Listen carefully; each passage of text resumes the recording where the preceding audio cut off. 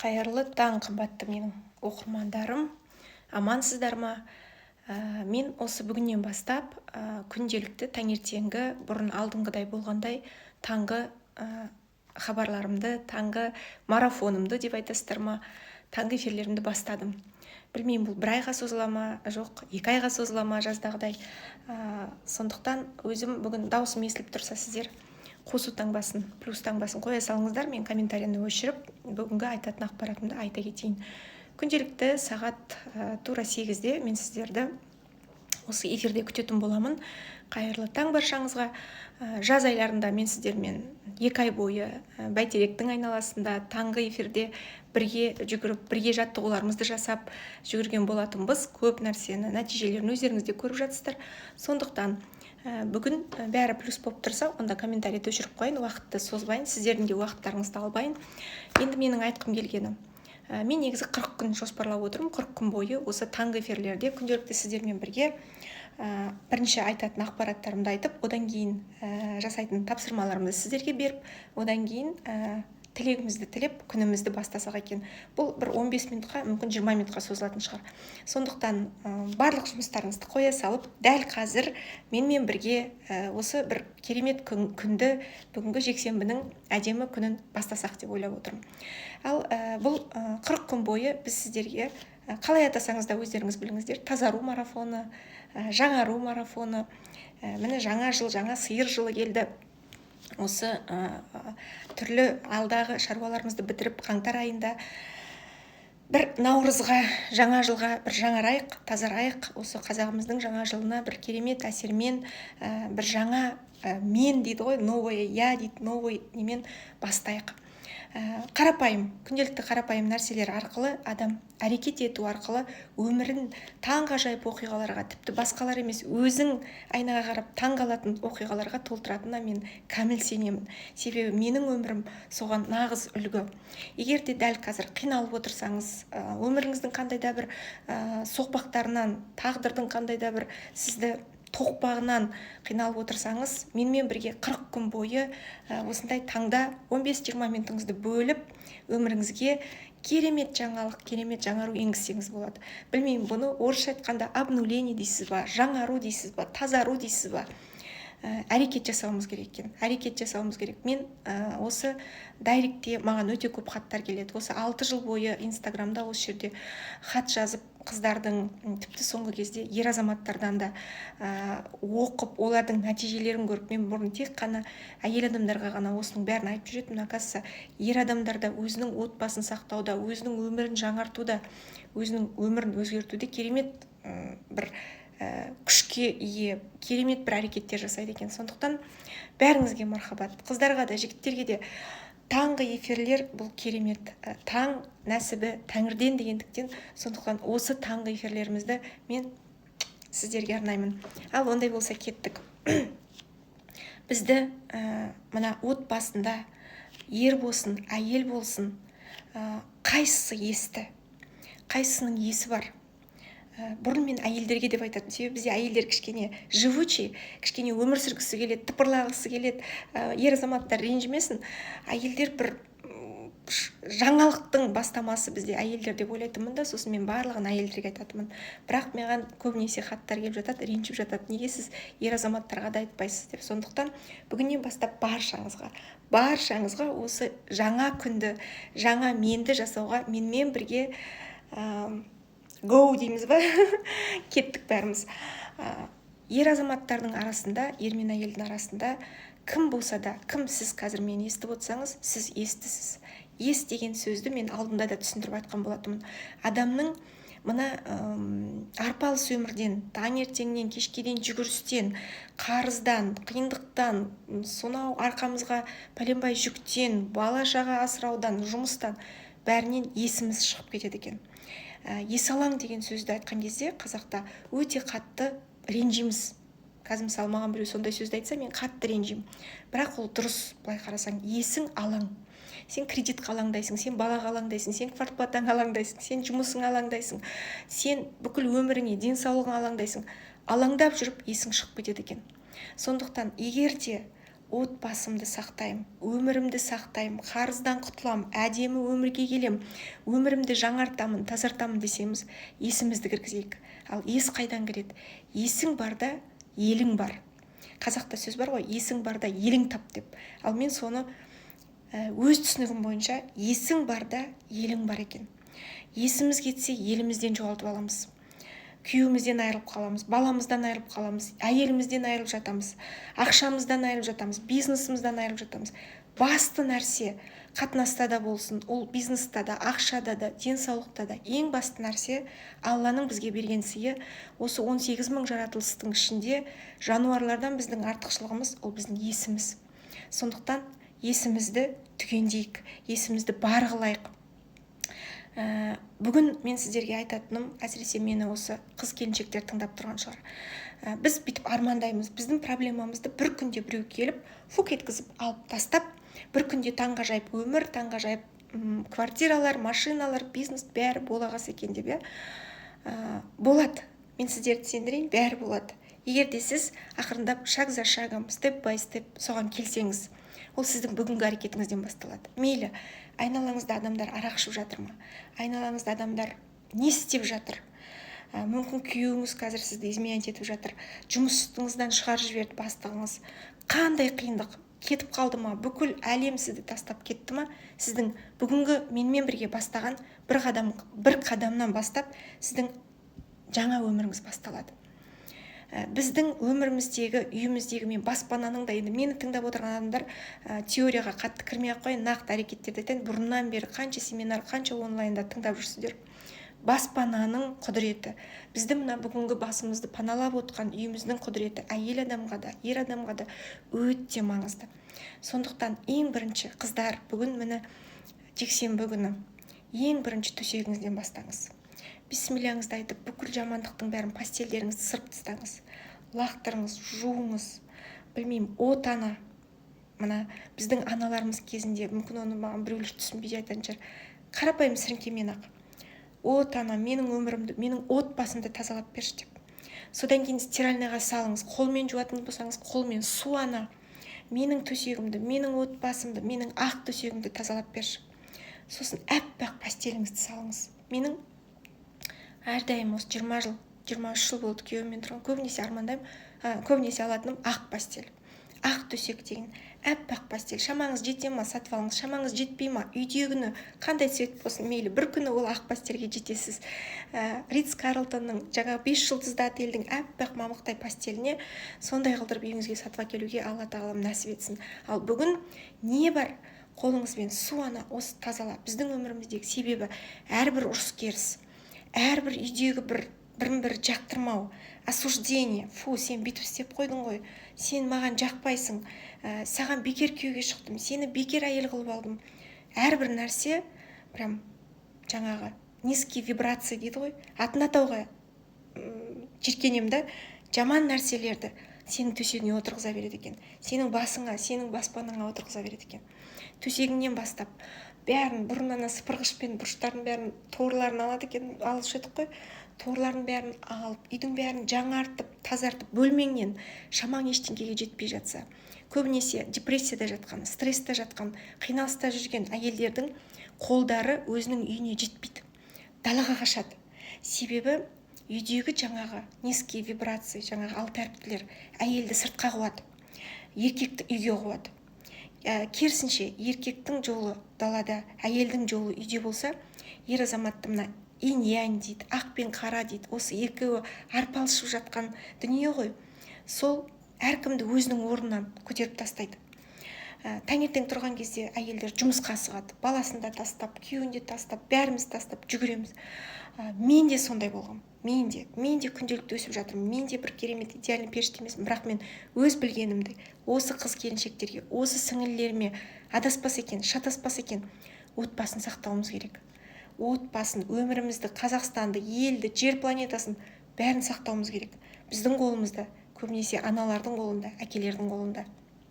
Бала бар жерде бүліндірмеуге тырысыңыз. Сол бар нәрсеңізді, мейлі, қазір күйеуіңіз бір жаққа кетіп қалса да, қазір балаларыңыз айқасып шайқасып жатса да, бар нәрсеңізді бүлдіріп алмауға. Әйтеуір адам өліп қалған жоқ қой, немесе бас жарылып деп айтушы еді ғой, бірдеңке бүлінген жоқ қой. Қазір не болып қалса да, мейлі қаза болып жатса да, Алланың ісі деп өзіңізді жинақтап алуға, белді бекем бууға, беліңізді бекем буып барып, бүкіл өзіңіздің бөлмеңізден бастаңыз. Түсінем, бүгін жұмысқа кетіп бара жатсыз, ана жаққа талпылап бара жатсыз, мына жаққа шапқылап бара жатсыз. Себебі мына үйдегі жылдар бойы жиналған қара энергия сізді далаға атқылатып жібереді.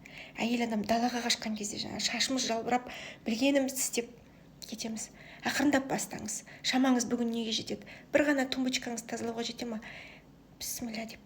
Жаратушы осы үйдегі бүкіл былықтың бәрін осы нәрсемен бір салфеткаңызды, орамалыңызды жууға жете ма? Терезеңізді жууға күшіңіз жете ма? Күш бір-ақ күнде үйіліп кетпейді. Мен кеше бір қызбен сөйлестім, сол кезде айтады: қалай сіз таңертең ерте тұрасыз, қалай сіз жүгіріп ананы істейсіз, қалай 6 балаға? Ол маған бір-ақ күнде келген жоқ. Мен де жалқауланып жаттым, менің де жылаған күндерім болды, менде де стресстер болды. Өзіңізді ренжітуге тырыспай-ақ қойыңыз, ұрысуға тырыспай-ақ қойыңыз. Мен басым істемейді, жалқау, мау баспын, ұйықтадым. Шамаңыз бүгін неге жетіп жатыр? Сол нәрсені тұрып, ең басты мен мына әйел адамдарға, ерлі-зайыптарға айтатыным: егер де ер адам тыңдап тұрса, әйеліңізге бүгін мына постельді жуушы, бүгін бір таза жатайықшы, бүгін деп бисмилләңізді айтып, төсекті ашқан кезде кешке қарайда: я Аллам, ерлі-зайыптардың екеуміздің арамызға сүйіспеншілік бер, екеуміздің арамыздағы ұрыс-керісті алып таста. Прям су анаға беріп тастаңыз. Су ана, өзіңіз қолмен жусаңыз қолмен тазалап таста біздің жамандықты, біздің бойымыздағы қарызды, біздің бойымыздағы осы қандай бір батып тұрған осы батпандай зілді, жамандықты, ауруды, қандай бір негатив бар, тіл, көз, қарғыс, осының бәрін Алла тағалам осы алып таста. Үйіңізді жарқыратып бір жуып шығыңыз. Білмеймін, кухняңызға жете ма, төсегіңізге жете ма күшіңіз. Сосын рахаттанып шай ішіңіз. Рахаттанып бір жақсы өзіңізге ұнайтын кітабыңызды оқыңыз. Рахаттанып бүгінгі жексенбі күнде киноңызды көріңіз отбасыңызбен. Барлық нәрсе свиданиядан басталады. Екі жастың қосылуы, екі жастың үйленуі, ары қарай отау құрып, ең басты, ең бірінші кездесуден басталады. Сондықтан уже семья быт-шыт болып тұрма, соңғы үзілетіндей шамада тұрма, последний уже все, мы не можем уже 1 сағат отырсақ, 1 сағат тұрсамыз деген семьяларды мен естимін хаттарды. Сондай болып жатыр ма? Ең алғашқы свиданияны еске түсіріңіз. Ең алғашқы жігітіңізді немесе әйеліңізді көрген кездегі балғын түрін, әп-әдемі түрін еске алып, бүгін мен осыны бастайыншы. Бағана айттым ғой, кім есті, сол бастау керек. Ол жаңағы әйел кінәлі, еркек ешкім кінәлі емес. Ешкім кінәлі емес. Ол бір жылдар бойы жиналған бір ессіздіктен. Оған ата-анаңды кінәлаудың қажеті жоқ. Оған бір род, тегіңді, немесе сенің еліңді, өкіметті кінәлау. Ешкім, бұл дүниеде ешкім кінәлі емес. Осылай пайда болды. Енді бүгіннен бастап өмір сүруге күш бар ғой. Қол-аяғымыз бар, сау. Жаратушы бізге қанша құралдар беріп қойды. Таңертең тұрып намазыңызды оқыңыз, ғұсыл дәретіңізді алыңыз. Не істейсіз? Қолыңызға құран берді. Мен қаншама құралдар сіздерге беріп жүрмін. Менің атым Құралай. Менің атымды қойғанда құрал деп қойған. Инструмент. Мен сіздердің құралдарыңыз. Пользуйтесь. YouTube'да қаншама менің ақпараттарым тұр. Мен 40 күн бойы сіздермен бірге 40-нан шығарған сәби секілді, бүгін жаңа туылған сәби секілді, сіздерді бір 40-нан шығарған кезде бірінші күн тұзға салады, екінші күн марганцовкаға салады, үшінші күн шөп дәрілерге салып, аналарымыз ерекше бір жаратушының тілегін алып жуындырады ғой баланы. Тула солай. Өзіңізді таңертең тұрдыңыз ба? Қазір менің сөздерімді естіп болғаннан кейін душ бар ма, ванна бар ма, білмеймін. Егер ауылдың бір жерінде өтсаңыз, дәретіңізді алып, бисмилләңізді айтып, су анамен тілеп, жуынып, жаңа туылғандай бүгінгі күннен бастайықшы. Оны ертең, понедельниктен, арғы күннен уақыт деген зымырап өте береді. Bir күні 50-ге келеміз, одан кейін 60-қа келеміз. Осы көз жасымыз тыйылмайды, осы ессіздігіміз балаларға өтіп кетеді. Кімде ес бар, сол бастасын. Еркекте ес бар ма? Еркек бастасын. Әйелде ес бар ма? Әйел бастасын. Отбасын сақтау керек, өмірді сақтау керек. Сізге ертең қазіргі шыдамдылығыңыз үшін, қазіргі сіздің осы әңгімелерді тыңдап, құралдарды қолданып, өміріңізді құрап алғаныңыз үшін бүкіл әлем рахметін айтады сізге. Балаларыңыз, немерелеріңіз, шөберелеріңіз күйеуіңіз, қайын жұртыңыз, бүкіл жұртыңыз сізге алғыс айтатын болады. Сол үшін тұрыңыз. Қазір тұрып менімен бірге осы әңгімелерден кейін жуыныңыз. Ваннаға тұз салып, жуынып тастаңыз. Жаңа туған нәресте секілді. 40 күн мен сіздерге осы бір әңгімелерім арқылы, өзімнің бір жүрегімдегі аналық мейірімім арқылы сіздерді ана ретінде бір шынымен 40 суға салып жуындырғым келеді. Ойлаңыз, бүгін мені Құралай жуындырып жатыр, анам жуындырып жатыр. Жаңадан туылған кезде апам, кім сізді жуындырды? Сол адам сізді жуындырсын. Тура солай өзіңізді тұзға тап-таза қылып, ертең аптекадан марганцовка әкеп қойыңыз, ромашка, чабрец әкеп қойыңыз. Прям лелейте себя, любите себя. Суға, су ана, бойымдағы кір нәрсенің бәрін, күнәларымды, жамандығымды, бейберекетсіздігімді, жалқаулығымды, маубастығымды жуып тастайын. Тап-таза қылып жуып тастаңыз да, содан кейін келіп, қайтадан өзіңіздің тілегіңізді тілеп, шайыңызды беріңіз. Күйеуіңізбен әрбір таңғы шай это свидание. Ол сол баяғы 18 жастағы. Даже мен осыны кеше бір қызға айтсам, ол айтады, менде свидание болған жоқ, мені күйеуім алып қашып кетті дейді. Это вообще супер деймін. Супер, это вообще красота. Бастаңыз, вот свидание, вот. Мне, например, 42 жастамын. Міне 42 жаста свиданияға күйеумен шығу деген это берекет қой, керемет қой. Вот таңғы шайға әдемілеп тұрып, бүкіл мына нәрселеріңізді, пісіріп қойған нәрселеріңіздің сыртын тап-таза қылдырып, жуып, күйеуіңізді сондай бір ықыласпен, сондай бір кереметпен, мен бір кітаптағы сөздер емес, бұл менің күнделікті өмірдегі өзімнің практикада жасап жүрген нәрсем. Прям келіңізді свиданияға отырыңыз да, мейлі сізді алып қашып кетсін, басыңызға мешок кигізіп алып кетсін. Бүгін сізде новая жизнь, новое свидание. Может, сізде менің сөздерім қазір қабылдамай жатқан шығарсыздар. Құралай, сен Астанада отырып алып айта бересің әңгімеңді. Конечно, сенің күйеуің жақсы, сенің бірдеңкең жақсы, саған повезло, сен Құралай ханымсың, миллион подписчигің бар деп айтатын шығарсыз, иә? Мен де сондай ауылда сөйтіп отырып бастағам. Бірінші күндері адамның мына санасы блоктармен, бағанағы алты әріпті албастылармен тарс етіп жабылып тұрады. Осындай мен айтқан кезде нервничать етесің, баршарық Құралай, нервімді ауыртпашы. Талай кітаптарды лақтырып жыртып тастағам. Талай нәрсені армандар картаны жазып қоям. Күйеуімнің бір ғана сөзі, басқа бір абысын, ене, туысқан біреудің бір сөзі. Кетсінші біздің қазаққа бұндай нәрсе болмайды. Мен бір сорлы адамын, менің өмірімде бұндай нәрсе ешқашан жақсы болмайды. Осындай құрдымға кетіп қалған кездерімде болған, өзімді тұңғиыққа тастап жіберген кездерімде болған. Бірақ өзім бір жаратушының күшімен қайта тұрдым. Міне сіздер қазір көріп отқан күміс алқалы 6 баланың анасымын. Бәйтеректің түбінде тұрамын. Осындай дәрежеге жетіп отырмын. Осының барлығы шаг за шагом, степ by степ. Как моим детям повезло. Сол алып шығып, тұңғиықтан, қарыздан, кредиттан, қиналыстан, суицидтан менің родымда не только болған жоқ. Алкоголизм, онкология сүйреп тұрып, міне, ол өмір бақи бітпейтін құбылыс іздену деген, өмір бақи тартылу деген құбылыс. Бірақ мен тартылып келе жатырмын. Нәтижесін көрген сайын жаным рахаттанады, көңілім рахаттанады, айналам рахмет айтады. Сондықтан сізге де мүмкін бүгінгі әңгіме тыңдамай жатса, мына 40 күнде сіз жаңарып, тазарып, қайта туылып шығасыз. Сондықтан бұл марафонның атын қайта туылу, қайта тазару. Менімен бірге 40 күн таңғы 8-де қалай көтерілесіз, білмеймін, көзіңіздің жартысын ашып қоясыз ба, төсекте жатып, білмеймін, инстаграмды қалай қоясыз, ютубқа сақтап қоямын осы эфирлерді. Прям, білмеймін, сіріңке қойып тыңдайсыз ба, түнгі 3-те келіп, жаңа жұмыстан тыңдасаңыз да, пожалуйста, осы эфирдің уақытында энергия керемет. Ол сақталғаннан кейін кешкі 3-те, таңғы 5-те тыңдаған бір түрлі. Менімен бірге тыңдаған осы бәйтеректің жанынан, осы энергиямен сіздерге менен далаға шыға алмай тұрмын, күн суық, жаңа ғана өзімде дәрет алып жуынып, прям менімен бірге. Сіз де өзіңіздің төсегіңізде. Менің өзімнің кухням өзіме ұнайды.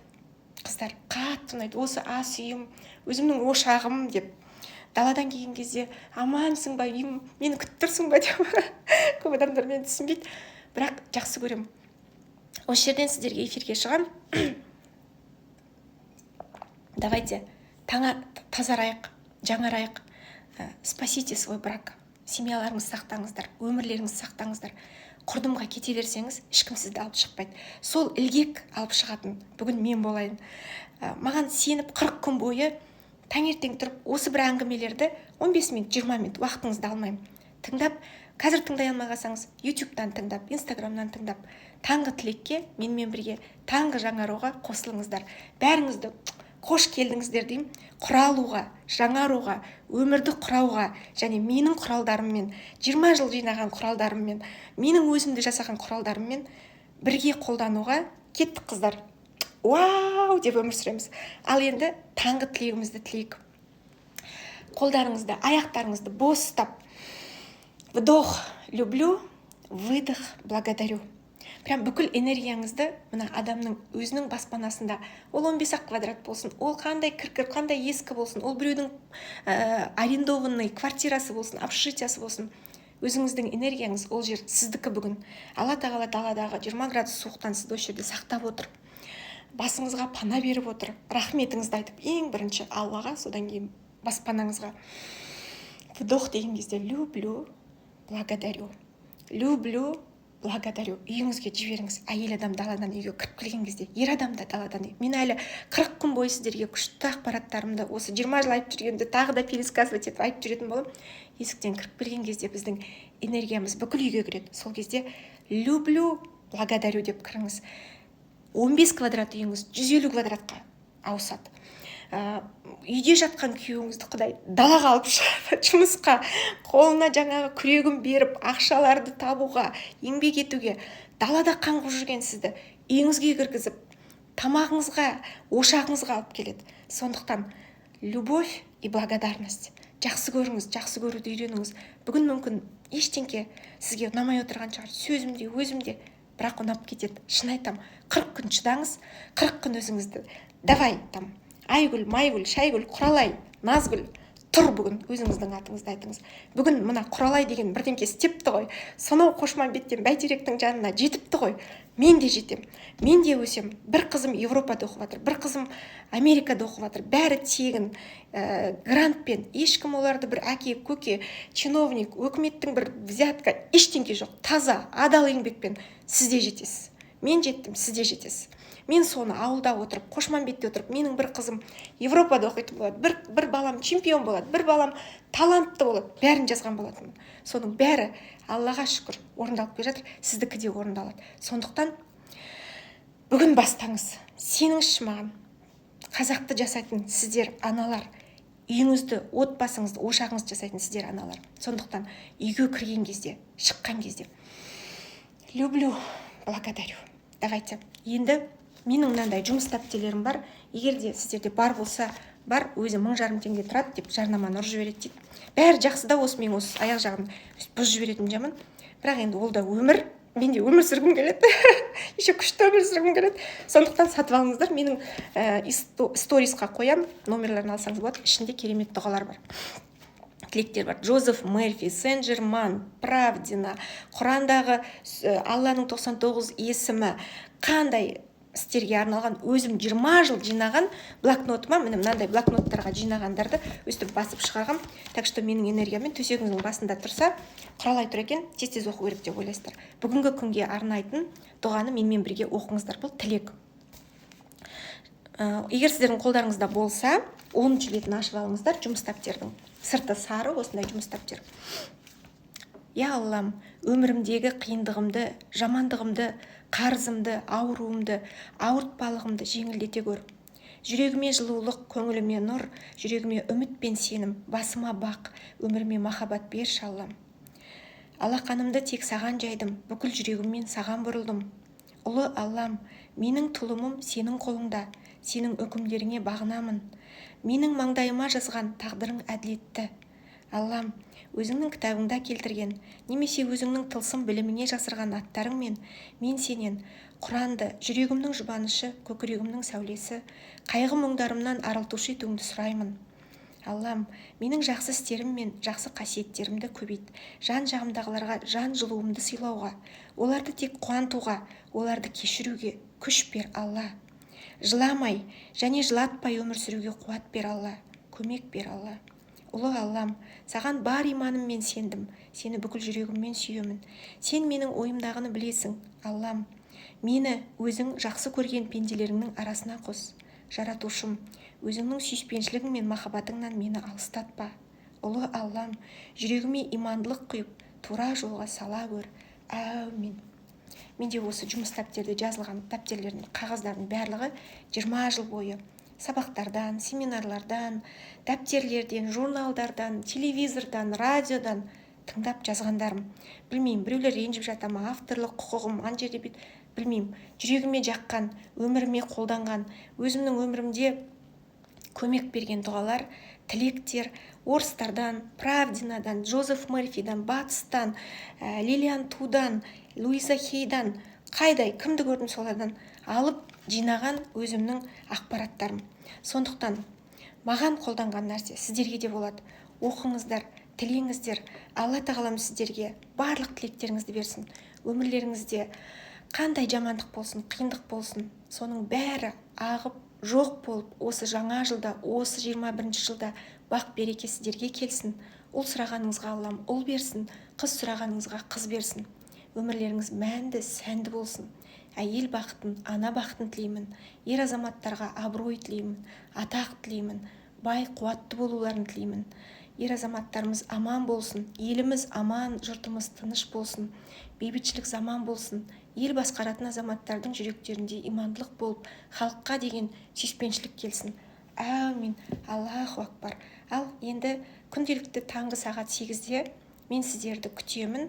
Осылай 15 минут, 20 минут таңғы марафон деп айтасыздар ма, жаңару марафоны 40 күн бойғы шілде теріміз шығып тұрып терлейтін, жаңаратын, тазаратын уақыт. Сосын апталардың арасында мен вебинар сабақтар өткізетін боламын. Кешке қарай сағат 8-9 кездерде менің парақшамнан алыстамай афишаларды қарап отырсаңыздар болады. Сондықтан әрдайым мен сіздермен біргемін. Әлем сізбен әдемі болсын. Жақсы көрем бәріңізді. Сүйкімді келіншек, сүйікті әйелмін. Өмір ғажап, армандардың барлығы орындалады, әсіресе менікі. Вау деңіздерді, өмір сүруді бастаңыздар. Сіздердің құралдарыңыз, сіздердің құралайларыңыз. Сау болыңыздар.